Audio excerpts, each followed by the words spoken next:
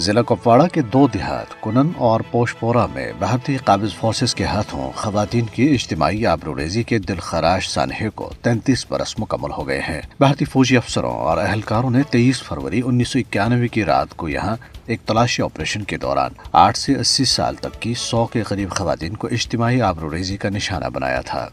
کل جماعتی حریت کانفرنس کے محبوس رہنما شبیر احمد شاہ نے تہاڑ جیل دلی سے ایک بیان میں اس ہولناک واقعے کو یاد کرتے ہوئے کہا ہے کہ یہ سانحہ اس بات کی ایک واضح مثال ہے کہ بھارت کشمیری خواتین کی آبروریزی کو ریاستی دہشت گردی کے ایک آلے کے طور پر استعمال کر رہا ہے۔ انہوں نے کہا ہے کہ بھارت کشمیریوں کی جدوجہد کو دبانے اور انہیں تذلیل کا نشانہ بنانے کے لیے خواتین کی آبروریزی کو ایک جنگی ہتھیار کے طور پر استعمال کر رہا ہے۔ شبیر شاہ نے کہا ہے کہ 3 دہائیوں سے زائد کا عرصہ گزر جانے کے باوجود مجرم بھارتی فوجی آزاد گھوم رہے ہیں اور کنن پوشپورہ اجتماعی عصمت دری کی متاثرہ خواتین کو انصاف سے محروم رکھا جا رہا ہے۔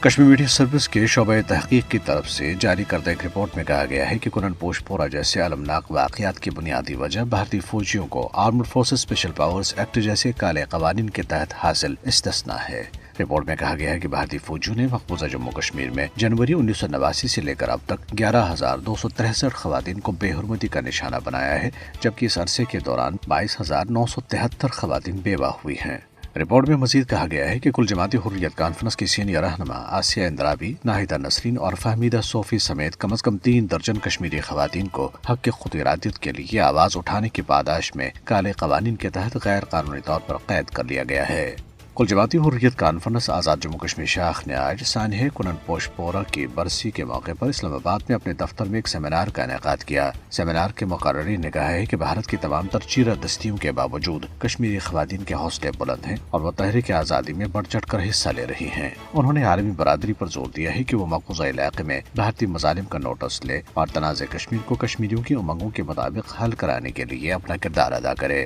سانحہ کی برسی کے موقع پر لاہور میں حریت کانفرنس آزاد جموں کشمیر شاخ کے رہنما انجینئر مشتاق احمد کی قیادت میں ایک احتجاجی ریلی نکالی گئی، جس میں بھارت کے خلاف اور بحق آزادی نعرے لگاتے ہوئے اقوام متحدہ اور عالمی برادری سے مطالبہ کیا گیا ہے کہ وہ کشمیریوں کے خلاف بدترین جرائم پر بھارت کا احتساب کرے۔